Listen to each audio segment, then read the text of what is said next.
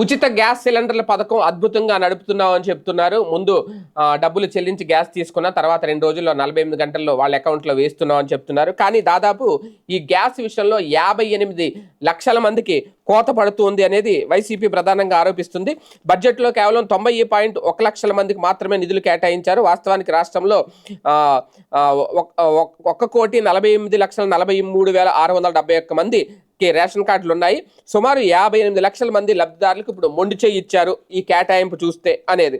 అంటే లబ్ధిదారుల సంఖ్యలో భారీగా కోత పెట్టే అవకాశం ఉంది అనే పాయింట్ రేజ్ చేస్తున్నారు. ఎందుకంటే ప్రతి పథకానికి కేటాయింపులు తగ్గాయి అంటే దానికి సంబంధించి కోతలు పెరిగే అవకాశం ఉంటుంది అనే పాయింట్ రేజ్ చేస్తున్నారు. అదే కనుక జరిగితే అనర్హుల సంఖ్య పెరుగుతుంది.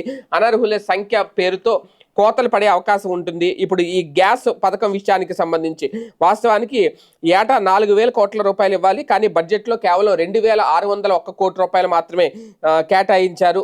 ఇదే గనక జరిగితే రేపొద్దున్న దాదాపు అనర్హుల సంఖ్య పెరిగే అవకాశం ఉంటుంది. 58 లక్షల మందికి ఉచిత గ్యాస్ అనే పథకం అందే అవకాశం ఉండదు అనేది వైసీపీ రేజ్ చేస్తున్న పాయింట్.